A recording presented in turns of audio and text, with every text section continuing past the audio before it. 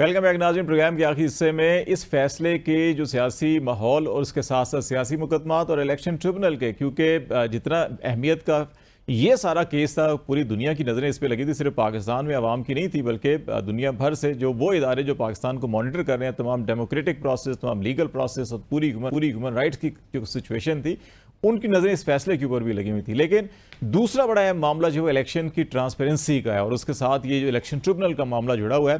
तो ये जो फैसले होते हैं, पंजोता साहब आपसे मैं स्टार्ट कर लेता हूँ कि हमने देखा है कि पाकिस्तान का एक कल्चर है, दुनिया भर के अंदर ही होता है, पाकिस्तान में ज़्यादा ये चीज़ के सबसे ऊपर नज़र मारी जाती है कि अच्छा वो उनकी डायरेक्शन क्या है। तो सुप्रीम कोर्ट की डायरेक्शन तो तमाम लोगों को नज़र आ गई क्या है। तो इसके असरात क्या आप समझते हैं कि हाई कोर्ट में या डिस्ट्रिक्ट कोर्ट्स के अंदर जहाँ पे बहुत दबाव की सूरत हाल थी, और जब लोअर कोर्ट्स के अंदर जजेस या स्टाफ ये देखता है कि अच्छा हमारा चीफ जस्टिस जो है मुतलका स्टैंड ले रहा है, हमारे साथ खड़ा है, तो फिर आइन और कानून को देख के फैसले करते हैं। जब देखते हैं कि अच्छा ऊपर से हमें सपोर्ट नहीं मिल रही, तो वो भी अपना रुख बदल लेते हैं। तो इस फैसले के बाद सियासी मुकदमात के हवाले से और फिर इलेक्शन ट्रिब्यूनल के हवाले से आप क्या समझते हैं कि क्या असरात मुरतब हो सकते हैं? मैं ये समझता हूँ कि जब से पाकिस्तान बना है ना, हमारे मुल्क के अंदर यही अलमिया रहा है कि रूल ऑफ लॉ की कमी रही। हमारे इदारे जो हैं, जो उनका काम आइनी काम है, वो परफॉर्म नहीं कर पाए। वो जिस तरीके से भी, चाहे उनको डराया गया, धमकाया गया, जजेस के कमरों में कैमरे लगाए गए, उनके ऊपर ट्रोलिंग की गई, उनके ऊपर प्रेस कॉन्फ्रेंस करके उनको दबाने की कोशिश की गई, या जिस अंदाज से भी किया गया। और इसमें भी अगर आप देखें तो इलेक्शन जिस तरह से धांधली ज़्यादा हुए है, पूरी दुनिया कह रही है। अगर आप देखें कांग्रेस ने वहाँ पर रेजोल्यूशन पास की, आप दूसरे मुल्कों को देख लें, आप पटन की रिपोर्ट देख लें, आप अफर की रिपोर्ट देख लें, आपको हर इदारा कहेगा कि इलेक्शन ठीक नहीं हुए। और नून लीग के रहनुमा खुद कहेंगे, अनवार काकड़ की स्टेटमेंट ऑन रिकॉर्ड है कि वो क्या कह रहा है, और जो इलेक्शन जो कमिश्नर रावलपिंडी है वो क्या कह रहा है, वो भी कह रहा है कि 70,000 80,000 की लीड से लोग जो जीते हुए थे उनको हमने हराया।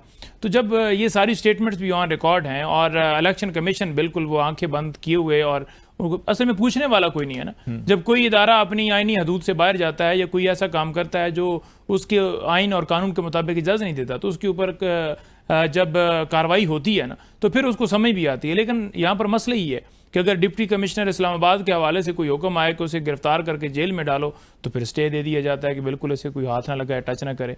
यानी कि कानून की खिलाफ वर्जियां करते रहो, आगे से बनेगा कुछ नहीं, क्योंकि अदालतों के हुक्म की तकमील वो शायद तवक्को कर रहे होंगे कि हुकूमत खुद उनको डिप्टी कमिश्नर साहब को जरा इस साइड पे ओएसडी बना देंगे, लेकिन हुकूमत ने भी नहीं। हुकूमत तो देखे ना, मिली है ना, हुकूमत तो खुद करवा रही है ना, हुकूमत के पीछे जो हैंडलर हैं वो भी करवा रहे हैं, सारे मिलकर करवा रहे हैं, खुद ही बात करें ना, सारे करवा रहे हैं। और जब करवा रहे हैं तो जब बंदा खुद उसका पार्टनर हो तो वो क्यों उसके खिलाफ कार्रवाई करेगा?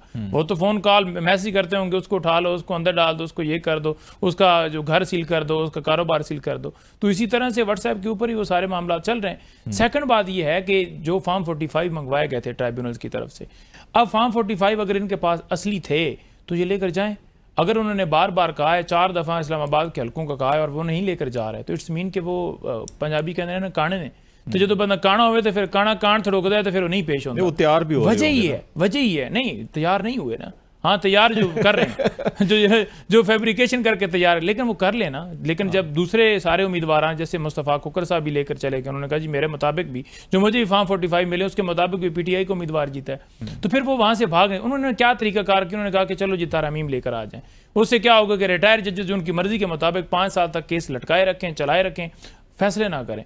और जब अगर फैसला है 5 साल के बाद, तो वो भी उनके हक में अगर खिलाफ है तो कहेंगे जी बाकी गलती हो गई थी और ये हो गई। जैसे अभी ये सुप्रीम कोर्ट का फैसला है, तो आपने अगर इंसाफ यूं ही देना है कि 40 साल के बाद भुट्टो को इंसाफ मिल रहा है, 50 साल के बाद इमरान खान को इंसाफ मिल रहा है, 100 साल के बाद इस कौम को इंसाफ मिल रहा है, तो क्या ये इस मुल्क ऐसे चलेगा? आपको तो 6 महीने बाद ही मिल गया ना, फरवरी का इलेक्शन हुआ था, देखें कुछ ना कुछ तो बेहतरी आई नहीं, देखें ये हाफ पोर्शन मिला है, हाफ मैंडेट मिला है, फुल मैंडेट नहीं मिला। और इसी वजह से इन्होंने रिटायर्ड जजेस लेकर आए हैं। वो ये चाहते हैं कि रिटायर्ड जजेस केसेस होने और फॉर्म 45 वाला किस्सा ना खोले, क्योंकि ये हारे हुए हैं, वो हारे हुए हल्के जो हैं वो ना खोलें कि असल जीता हुआ कौन है। और इसी वजह से ये ट्राइब्यूनल्स चेंज कर रहे हैं, इसी वजह से ये तरमीम ला रहे हैं, इसी वजह से। और शुक्र है ये जो 2/3 मेजॉरिटी वाला किस्सा था वो भी आज ठप हुआ है, अदरवाइज बड़ी अहम तरमीम लेकर आ सकते थे और आइन को अपनी मर्जी के मुताबिक इन्होंने मोल्ड करना था। लेकिन अब क्योंकि chief justice Islamabad high court ने जो स्टे दिया है, उन्होंने कहा है कि ट्राइब्यूनल्स जो हैं वो ट्रायल ना करें, तो मैं नहीं समझता किस तरह का स्टे देना चाहिए था। 22 तारीख के लिए उन्होंने समाअत रखी क्योंकि 180 दिन है ट्रायल इलेक्शन ट्राइब्यूनल्स को। गर्मी की छुट्टियों में कह रहे हैं डेली बेसिस के ऊपर हेयरिंग करके फैसला आदमी जो दे देंगे। नहीं, वो तो दे देंगे, वो डिसाइड करेंगे कि क्या ये ट्राइब्यूनल्स काम करेंगे या नहीं करेंगे, ठीक है, वो तो ये देंगे ना कि वो नोटिफिकेशन ठीक था नहीं था, कि केसेस ट्रांसफर जो किए गए थे इलेक्शन कमीशन की तरफ से ट्राइब्यूनल से हटाकर रिटायर्ड जजेस की तरफ, वो ठीक था या नहीं था, वो तो इसको करेंगे। बेसिकली इस प्रोसेस को आगे बढ़ाना है। 180 दिन का टाइम है, 180 दिन के अंदर आपने इलेक्शन पिटीशन डिसाइड करनी है। अगर आप डिसाइड नहीं करते तो फिर वो बिल्कुल उसकी खिलाफवर्जी होगी, जो एक लॉ है, लॉ की खिलाफवर्जी होगी। वो आगे बढ़ना चाहिए। जरा शाह साहब ये बताइएगा, पाकिस्तान का सियासी हिस्ट्री कुछ ज़्यादा अच्छी नहीं है। हमने अपनी सियासी मुखालफतों के अंदर बड़े बड़े लीडर्स जो हैं कि हमने बदकिस्मती से वो ज़ाया भी किए हैं और बहुत गैर इखलाकी हद तक भी हमने किरदार कुशी भी की है।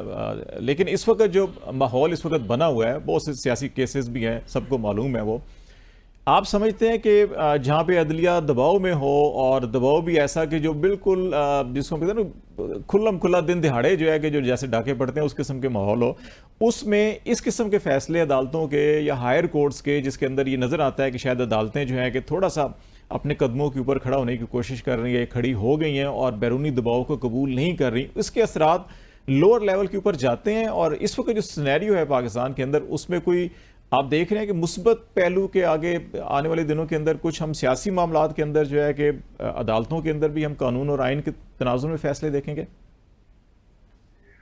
देखिए, हमारी तारीख में जो हमारे लिए सबसे बड़ी परेशानी की वजह थी, वो एक इदारा इतना स्ट्रांग था कि वो सारे सिस्टम को मैनिपुलेट करने की उनको पोजीशन में आ जाते थे। इस वक्त मेरे ख्याल के मुताबिक अदालतें जो भी कर लें, कोई एक डिप्टी कमिश्नर या एक कमिश्नर कोई भी फैसला कर ले, वो बाहर हो जाता है। अब असल मसला ये है कि इस वक्त नईम पंजोता साहब बैठे हैं।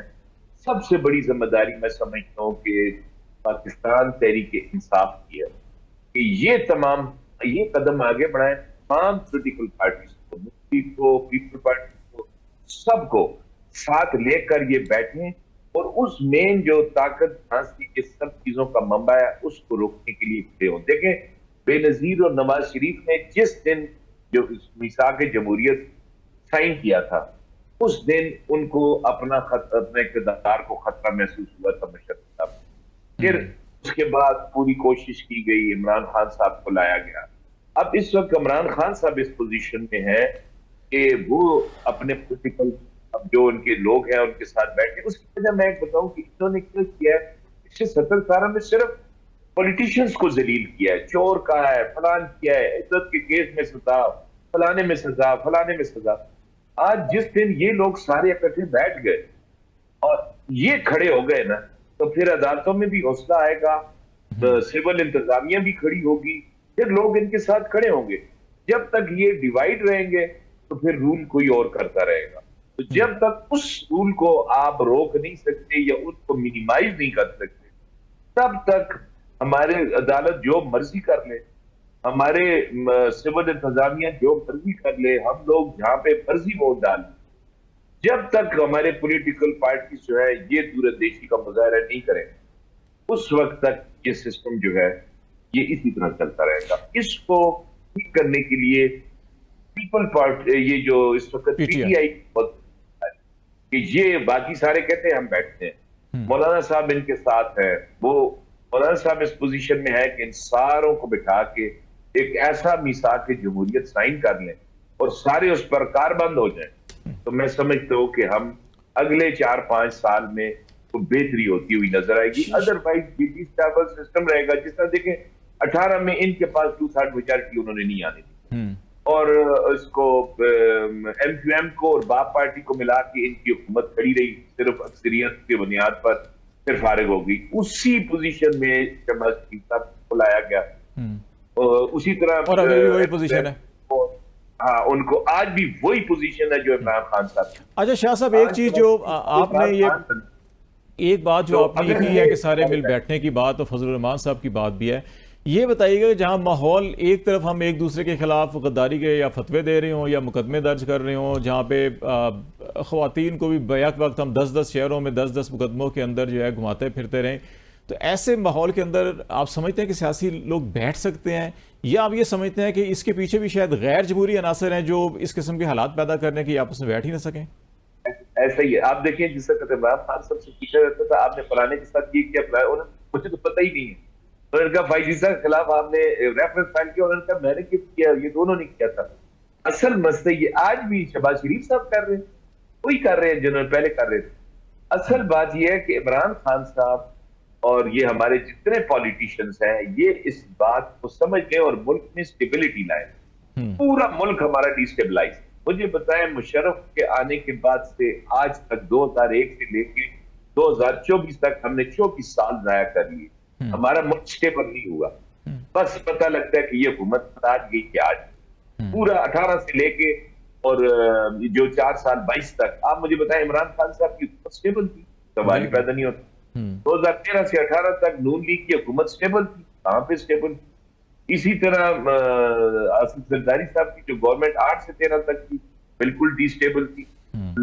कोई इन्वेस्टर ऐसी सूरत हाल में नहीं आ सकता मुल्क में जब अपोजिशन बैठी हुई बाहर मार रही हो और हुकूमत कह रही हो कि कुछ ठीक है तो आप आ जाए, कोई नहीं आएगा और आगे भी आने के चांसेस नहीं है जब तक कि हम सारे इकट्ठे होके बैठ के इस मसले को हल अपना किरदार नहीं अदा करेंगे। रियाज साहब, आपसे भी वही सवाल कि आप समझते हैं कि इस फैसले के असरात जो हैं कि लोअर जुडिशरी की तरफ, खास तौर पर जो पॉलिटिकल केसेस हैं उनकी तरफ आएंगे? फिर इलेक्शन ट्रिब्यूनल की भी बात करता हूं मैं आपसे। हाँ बिल्कुल खालिद भाई, डेफिनेटली जब सुप्रीम कोर्ट स्टैंड करती तो नीचे अदलिया को भी एक ताकत और एक वो मिलता है कि जी अब हमने भी फैसले दबाव में आके नहीं करने, चूँकि नीचे भी इंटरफेरेंस होती है।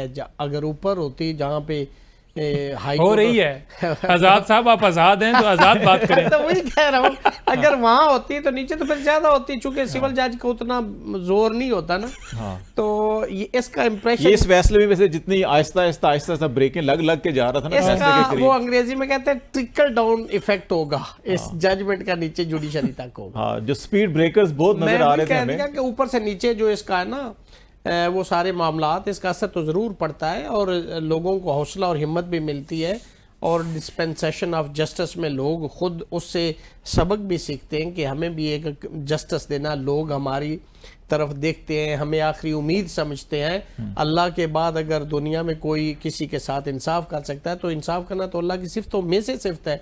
और मैं ये समझता हूँ कि जज सारी दुनिया करप्ट हो जाए ना, होना नहीं चाहिए, अगर हो भी जाए लेकिन जुडिशरी में ऐसा नहीं होना चाहिए, चूंकि ये अल्लाह की सिफ्तों में से सिर्फ आपने इंसाफ देना है। आजाद साहब, जुडिशरी वाले कहाँ से आएंगे? हम में से, आप में से? हम में से आएंगे, लेकिन ये बात नहीं, हमारी माशाल्लाह अदलिया के अंदर बड़े अच्छे लोग बैठे। आज देखिए, आज भी फैसला आप देख लें और बड़े बड़े मुदब्बर और बड़े दलेर और बड़े दबंग लोग बैठे हुए हैं। मायूसी बिल्कुल, पाकिस्तान के अंदर बड़े ज़बरदस्त लोग बैठे, हर इदारे में बैठे, करप्ट भी इंतहा के बैठे हैं और ईमानदार भी इंतहा के बैठे। ये आप ना कह के ये नायाब होगी ये नस्ल ईमानदारी वाली, ये बिल्कुल ऐसी बात नहीं है। बिल्कुल पाकिस्तान के अंदर आपको चप्पे चप्पे पे ये लोग मिलते हैं, लेकिन कुछ जगहों पे ऐसा है कि वो उन लोगों को गले से पकड़ा हुआ है, कान से पकड़ा हुआ है, एक अलग बात है। लेकिन अगर आप देखिए, मैं समझता हूँ कि इस मुल्क के अंदर जो घुटन का माहौल है ना, जो लोगों के अंदर एक खौफ का है, इसको दूर करें। जब आप खौफ का ये माहौल ख़त्म करेंगे ना, आपकी सोच भी आगे, आपका विजन भी आगे बढ़ता है, आप ब्रॉडर सेंस में सोचते हैं, आप बहुत सारी चीज़ों को अचीव करने में आपके लिए आसानी होती है। खुद चीज़ें आगे बढ़ना शुरू हो जाती हैं। खौफ के जो चीज़ें होती हैं ना, ये दिमाग से निकालनी। अगर आपने पाकिस्तान को आगे लेके जाना है, लोगों को आज़ादी दे, कॉन्स्टिट्यूशन के अंदर दिए हुए राइट्स जो है ना उनको बिल्कुल ट्रू सेंस में इम्प्लीमेंट करें, लोगों की चादर और चार दीवारी का तकद्दुस का ख्याल रखें, लोगों के खिलाफ मिस यूज़ ऑफ अथॉरिटी ना करें, कलरफुल एक्सरसाइज ऑफ लॉ ना करें, आप लोगों को विक्टिमाइज ना करें, ये चीज़ें छोड़ें। ये बताएं, इस फैसले में और फिर लाहौर हाई कोर्ट में भी बड़ी तब्दीली आई है, चीफ जस्टिस साहिबा आ गई हैं नई, तो फॉर्म 45-47 का कज़िया आपको स्मूथली नजर आ रहा है? लगता है वहां भी स्पीड ब्रेकर बहुत होंगे? मैं फिर वो मेरा एक दोस्त है तो वो कहता है ये तो हो गया आपका थीसिस, आप कह के ये होना चाहिए, ये होना चाहिए, ये तो आपका आइडियलिज्म है। मेरे ख्याल में फैसले बिल्कुल देखिए, किसी ना किसी स्टेज पे आपको इंसाफ देना है, आज से उसकी बुनियाद रख दें जो लॉ है, अब आप कहते हैं जी फलां का स्टे 5 साल चला था, आप फलां का भाई, अगर आपने इसी तरह चलाना तो फिर निज़ाम नहीं ठीक हो सकता। आप आज कुर्बानी दे, सारे लोग इस पे मुतफिक हो जाएं कि जो ट्रिब्यूनल के लिए लिमिटेशन दे दी गई है कि जी आपने विद इन 180 डेज आपने उसको डिसाइड करना है, तो उसको डिसाइड करना है। इस कंट्रोवर्सी को ख़त्म करें कि इधर भाग रहा कुछ स्टे के लिए, कोई उधर।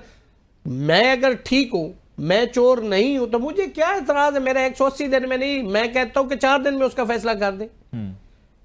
डर किस चीज का है? If you are on sound footing, आपका केस जेन्युइन है, आपके साथ आप समझो कि मैंने 2 नंबरी नहीं की, दूसरा कहता है मेरे साथ 2 नंबरी मैंने नहीं की, तो फिर court, let the court decide. तो मेरे ख्याल में कवानीन को इन ट्रू सेंस में इंप्लीमेंट होना चाहिए तभी, और ताकि ये लोगों के अंदर, जो हमारी मुल्क के अंदर एक हवा है ना कि ये तो एक केस फाइल करता है, उसका आगे पोता आके उसकी अपील फाइल कर रहा होता है। तो इस इंप्रेशन को अगर आपने खत्म करना है तो ट्रू सेंस में कानून के ऊपर अमल करें और लोगों को इंसाफ दें, और लोगों का एतमाद अदलिया के ऊपर तभी बढ़ेगा जब वो फैसले आइन और कानून और मेरिट पर करेंगे, तभी ये मुल्क तरक्की करेगा। 2-4 रोज पहले सुप्रीम कोर्ट में गालबन कुछ 45 के करीब ऐसी अपीलें एक ही दिन में लगी थी, जिसमें से या तो जो मुल्जमान थे वो फौत हो गए थे, या वो सजा गुजार चुके थे, कर चुके थे। तो उनकी अपीलें आप देखिए, उसके अंदर भी ये था कि उन्होंने कहा कि जी ये तो अपनी जो पनिशमेंट है, जो उसको सेंटेंस हुई थी, वो सर्व कर चुका है, लिहाजा अपीलें इनफ्रैक्शंस होगी। लेकिन इस प्रिंसिपल को नहीं देखा गया कि उनके ऊपर जो कन्विक्शन का स्टिग्मा है, ठीक था या गलत था, वो थी, उसको कर लेना चाहिए। एक बात और मंजोता साहब, एक बात और प्रोग्राम खत्म करते करते मैं आपसे पूछता चलूं कि इद्दत केस भी जो है कि आपका फाइनल स्टेज के ऊपर ऑलमोस्ट, आज ख्याल था कि शायद फैसला आएगा, तो अभी कल भी कुछ दलाइल होंगे, तो वो क्या एक्सपेक्ट कर रहे हैं आप? कोई आज जिस किस्म का फैसला आया इसी किस्म की है, या आप समझते हैं कि जैसे आपको इंटरिम रिलीफ नहीं दिया गया तो फैसले में भी कुछ? देखिए, मैं ये समझता हूँ कि जो इंटरिम रिलीफ की बात है, जो हमने सस्पेंशन ऑफ सेंटेंस की एप्लीकेशन दी थी, वो एक्सेप्ट करनी चाहिए थी। मुअज़्ज़ज़ अदालत को देखना चाहिए था कि एक शख्स जो है उस दोनों को जिस तरह बेगुनाह केसेस के अंदर डाला गया, जिस तरह उन्हें फेयर ट्रायल नहीं दिया गया, जिस तरह 2 दिन के अंदर ये सज़ा सुनाई गई, तो उस सारी चीज़ को देखते हुए कि, और इस्लामी कवानीन को भी देखते हुए और पिछली नज़ीरें भी देखते हुए कि क्या इस तरह का कभी केस बना है, तो इस तरह का गंदा केस बनाने वाले भी, उनके ऊपर भी कमाल है कि बेशर्मी और बेगैरती की इंतहा है कि किस हद तक वो पहुंच गए। इस वक्त जो है वो कल समात है, इसके अंदर मुलतवी हुई है, जहां पर 8 साढ़े 8 बजे समात शुरू होगी और 10 बजे तक खावर मानका के वकील जो है दलाल देंगे। कल 3 बजे फैसला मुतवक्के है कि कल 3 बजे तक फैसला आ जाएगा, क्योंकि हाई कोर्ट की डायरेक्शन है, उस डायरेक्शन की रोशनी के अंदर जो है वो कल फैसला देना है एडिशनल डिस्ट्रिक्ट सेशन जज ने, जो अफजल मजोका साहब हैं। तो अब उसका इंतज़ार है, हमें उम्मीद है कि हमें इंसाफ मिलेगा, क्योंकि अगर इंसाफ दिया जाता है तो फिर किसी सूरत भी जो सजाएं हैं वो रह नहीं सकती। इंशाअल्लाह ताला खान साहब इसमें भी, और खान साहब कल रिहा नहीं होंगे, क्योंकि वो 9 में के मुकदमात में उनकी जमानतें भी खारिज हो चुकी हैं लाहौर के। देखिए, वो खारिज हुई हैं और उनकी रिहाई के हवाले से बिल्कुल आपकी डेफिनेटली वो चीज़ है, उसके लिए सलमान सफदर साहब उन केसेस को डील कर रहे हैं अपील में, और वो जब तक फिर डेफिनेटली वो नहीं होता तो वो उस वक्त तक रहेंगे। और उसके अंदर बदनीति भी बड़ी वाज़ेह है कि वो 3 केसेस जो हैं जो खारिज किए गए हैं, 1 साल के बाद वो बेल्स खारिज की गई, उस मौके के ऊपर, एन मौके के ऊपर अगर कहीं रिलीफ मिलता है, और भी हैं, जब भी आप इसमें जमानत लेंगे तो वो भी आ जाएंगे। बहुत शुक्रिया नईम हैदर पंजोता साहब, रियासत अली आज़ाद साहब और अमजद शाह साहब, बहुत शुक्रिया आपका। नाम आज तक के लिए इतना ही। खालिद शमील को इजाज़त दीजिए, अल्लाह हाफिज़।